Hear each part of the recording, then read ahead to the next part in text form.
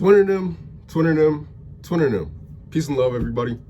Today we are reacting to Sometimes You Gotta Hurt Them to Help Them by Myron Golden. I apologize if I pronounced the name wrong.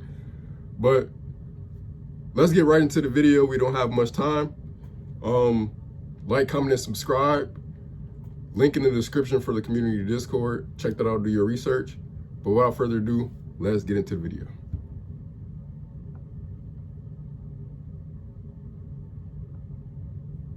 Has anyone ever hurt your feelings? Have you ever hurt anyone else's feelings?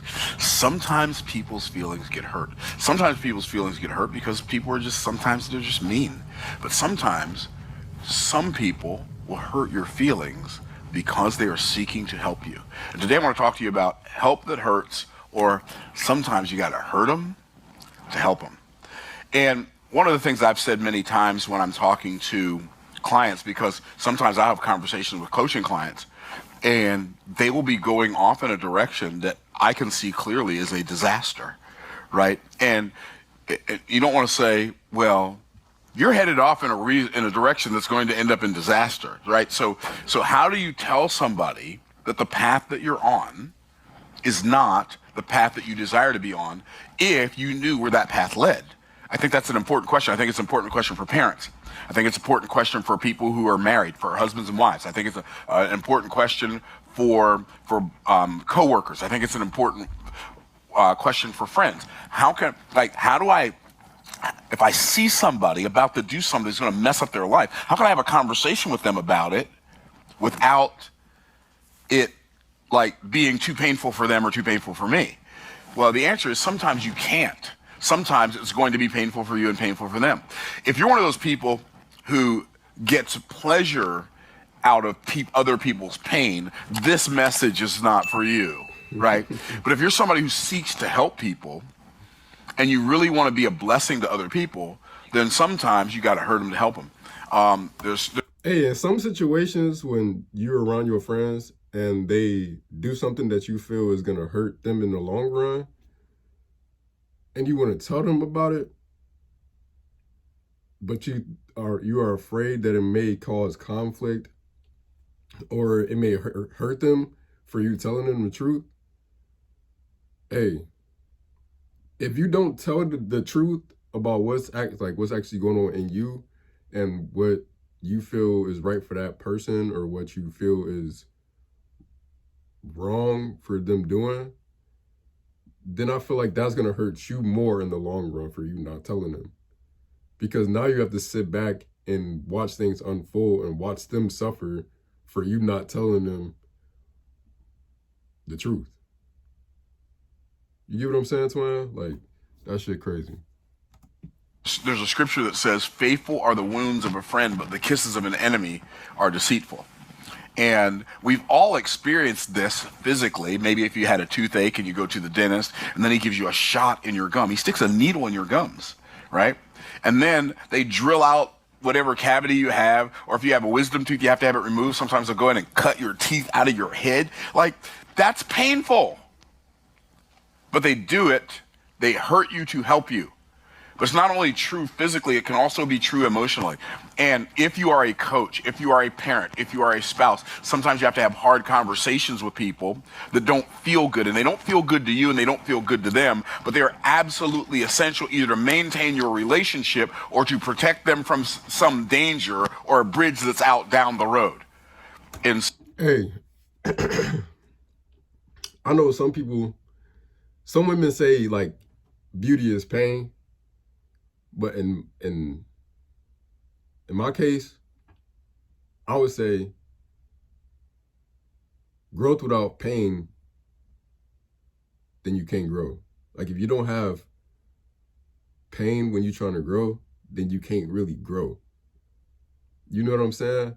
So like, if you're not going through turmoil in your life and you're not experiencing those hardships in life, but you're trying to grow, I feel like when you're trying to grow, then during that process of you growing, you're going to have pain and hardship in order for you to completely understand that growth that you're going through. You know what I mean? I don't know. Maybe I'm just mumbling and babbling, but that completely makes sense to me. So, one of the things that is hurt that helps is to be brutally honest, especially when it's hard. Like brutally, like painfully, just like say, you know what? I know this is going to kind of hurt and it's not my intention, right? So let me teach you this about being direct and difficult. If somebody doesn't like you because of your position, that is their problem, not yours. See, one of the problems we have in the world today is we have too many people attempting to adjust their position on things to accommodate other people. Why are you trying to go down to their level when you up here and they all the way down here? Why are you trying to come down to their level to try to satisfy them when you're in a better position and they just hating? It hit different. Who have not earned the right to be accommodated, right? And so, like, we use all this ambiguous modern day, new day language for stuff that is not helpful. And we adjust our position. But if somebody doesn't like you because of their position, because of your position, their problem. If they don't like you because of your disposition, that's your problem. Because you can have a very, very solid and hard line, I'm not moving from this point position, and have a very velvet glove disposition so that you can let people know that I get that this hurts, but hurting you is not my intention, right? That's dispositional. And dispositional, I am commanded to be kind, but I'm not commanded to be nice. And see, nice people will lie to you to keep from hurting your feelings. They will tell you a nice lie. But honest people, with a good disposition, hopefully, will tell you the truth even when it hurts. So Hey, twin, I don't care what anybody say. If you got a twin or a homie or a brother that can't tell you when you wrong or can't tell you when you out of pocket, then is that truly your friend? Is that truly your brother? Is that truly your twin? You know what I mean? Like, your twin has to take responsibility for themselves to tell you when you're wrong. And if they don't tell you when you're wrong, then they allow you to go out in public and act crazy and act, just act crazy. And then they make them look like a fool, but they also make themselves look like a fool because you they homie. You know what I mean? Like, get your guy, get your twin. It's crazy. every now and then I'll be doing a coaching call and somebody will ask me a question and they'll say, well, this is what I'm doing. If I'm going to say something that is going to be difficult for them to hear, because I can tell if it's going to be difficult for them to hear before I say it, right? I know, I'm a person. I know what stuff feels like when people say it. So if I know it's going to be difficult, I'll ask them, is it okay if I coach you? Even if they're in a coaching program. Because just because they're in a coaching program doesn't mean they want to be coached. Trust me, right? And so I'll say, is it okay if I coach you? And they say yes. I'll say, I wouldn't say it that way. Here's why. That title is not clear. It's clever, but it's not clear. And I'll just break down why what they just said is a terrible idea. So from my perspective, as a person who's had experience in making lots and lots of money in business, that idea that you had, I know that it feels right to you, but I promise you, you will be on that road for a very long time before you experience any success, if you ever experience any success on that road at all. So my recommendation would be to go this way. Now, that's painful, but that doesn't feel good to hear, especially not to hear in front of a group, because most of my coaching is group coaching, right? So now I'm telling them that your idea is terrible in front of their friends, and nobody wants to feel in front of their peers. Nobody wants to feel bad in front of their peers. That's why you have to file the edges off when you're giving people correction. As much as possible, as much as humanly possible, if you got to correct your children, correct them in private. Do not correct your children in front of people. This is a hard lesson for me to learn, because I used to think, well, if they act up in public, I'll show them in public, right? No, that's not the point. Like, if you're going to correct your children, do it in public. If you have to have a hard conversation with your spouse, with your wife, with your husband, do it in private. Never put anybody on blast unnecessarily. Okay, so, unnecessarily. But that's a fact too. Like if you out in public with your guy and you know that they're doing something wrong, like I wouldn't put them on blast in public, because then that makes them have that type of hard heart against you, because you just embarrassed me in front of whoever we around. Like we could have did this after the fact. As long as you still telling me, like as long as you still gonna tell me, you don't have to tell me right here in this moment, because we doing something at the moment. Like we around people at the moment. But when we get back home, you better tell me what I did wrong. You feel me? If somebody under your authority, whatever that looks like, is acting in a way or behaving in a way that's unacceptable, you have to deal with that, and they're doing it in front of their constituents, their peers, their siblings, whatever. You have to deal with that there. And then, but if you're gonna chasten your children, as the Bible calls it, if you're gonna punish them, spank them, I know a lot of people think that's wrong. Hold on. Let me Yeah, see to your constituents, they're like, if somebody under your authority, whatever that looks like, is acting in a way or behaving in a way that's unacceptable, you have to deal with that, and they're doing it in front of their constituents, their peers, their siblings, whatever. You have to deal with that there. And then, but if you're gonna chasten your children, as the Bible calls it, if you're gonna punish them, spank them, I know a lot of people think that's wrong. You'll have to take that up with God. That's not my department. But when you do it in private. Even when Christ was crucified, and he became sin, God turned the world dark so nobody saw it. So even God chastens his children, chastened his son in the dark. Don't do it in private. Don't do it in public. Okay. So, but then tell the truth even when it hurts. Sometimes you have to say, and one of the best ways to do this is make yourself vulnerable. Okay, the reason I'm having this conversation, like if you're talking to a spouse, right, be brutally honest, right? The reason I'm having this conversation is because this thing that you did brought me pain. And I can be mad about it, or I can come have this conversation with you about it. I'd rather have the conversation so you can know what happened. Because it's hurtful. It's painful. I don't like being in pain.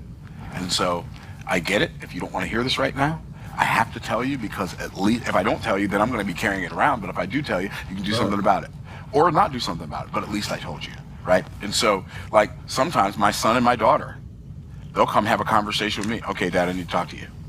Okay? And I always know when I'm in trouble, right? Okay, well, this, and this. Oh, you know what? You're right. I never thought of that before. Thank you for bringing that to my attention.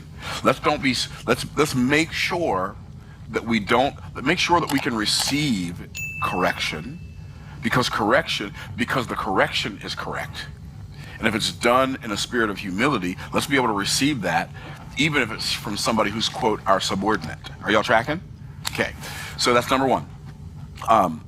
Be brutally honest, even when it hurts, but even when it's hard for you and hard for them, do it anyway. The sooner you do it, the sooner you give the situation an opportunity to get better. It's not necessarily going to make it better. Sometimes it'll get worse because the person doesn't want to change. But at least you did your part. If you don't do your part, now you don't even know, right? Okay. Exactly. Number two. Exactly. Stand for right even when you have to stand alone. This is hurt that helps. Sometimes when you're standing for right, people's feelings are going to get hurt. Oh, well. That's like, it's not my intent to hurt anybody's feelings. Like, I'm going to be teaching a class today for a new coaching program we just started with David Mitchell called Family Business Fast Track. And one of the first things I'm going to do is I'm going to define what is a family, right? I'm not going to define what a family is to be hurtful, but God's ideal model for a family is a husband and a wife and children, right? And so, and I know there are people who say, well, men and men can get married, not according to God they can't. And women can't get married, not according to God they can't. I mean, if y'all want to believe that, do your thing, it's your business, but I don't believe that. Like, it's like saying my little finger has a little finger. No. Nope, that ain't it, right? A wife can't have a wife and a husband can't have a husband. It's not biblical. Let's don't be confused about it. God intended for children to have a mother and a father, not two mothers, not two fathers. And I know there are a lot of people who don't like that. I get it. It is what it is, though. It is what it is. It's not, and I'm not attempting to be hurtful. I'm not attempting to be mean. I'm just telling the truth as I find it. I'm standing where I'm standing. I'm not moving from here, right? It's like I was playing golf yesterday. I got to wind this up because I had 2 minutes. But I was playing golf yesterday, last Thursday. Well, I was playing golf last Thursday, and the guy I was playing with, Travis Sewell Sr., he got a hole-in-one from the tips, which means a 209-yard shot, and he hit it, and it landed on the green, and then it went in the hole. I'm like, it went in the hole. It didn't go in the hole, bro. It went in the hole. The ball disappeared. Usually when it disappears, and it was by the hole. The only place for it to go is in the hole. It's in the hole. Nah, man, I don't believe. Whatever, bro. Anyway, but one of the things that they do, they have this bro code in golf, right? If you get a hole-in-one, you have to buy everybody drinks. Right, that's a bro code. Like, you have to buy everybody drinks. Whoever wants one, whoever's in the bar at the time, when you go in there, you have to buy everybody drinks. And so, somebody was saying, "Oh, man, I bet he had a big beer tab, right?" I said, I don't care. If I get a hole-in-one and a bunch of people around, I'll buy you some drinks. It'll be some soda and some tea and some Gatorade, but I'm not buying alcohol for anybody ever. Right? That's not happening. And I don't know, like, I do my business events, right? A lot of business people, when they have business events, they serve alcohol, they have mixers and serve alcohol. I ain't serving alcohol to nobody. Say, Myron, why won't you serve alcohol to anybody? Because I don't need the woe in my life. And the scripture says, woe unto him that giveth his neighbor to drink. I ain't doing it. And I've already seen the devastation that it can cause and all the pain that it can cause and all the havoc that happens after the alcohol takes control. So anyway, you got to be willing to stand and be you, even when everybody else is being everybody else. Even when you have to stand by yourself, make sure you stand. So I hope this helps you help people even when you have to hurt them. Help people even when you gotta hurt them. And it be like that. Tell them the truth even when you feel like you're gonna hurt them, regardless. But that's it in this reaction video. I appreciate you tuning in. Like, comment, and subscribe.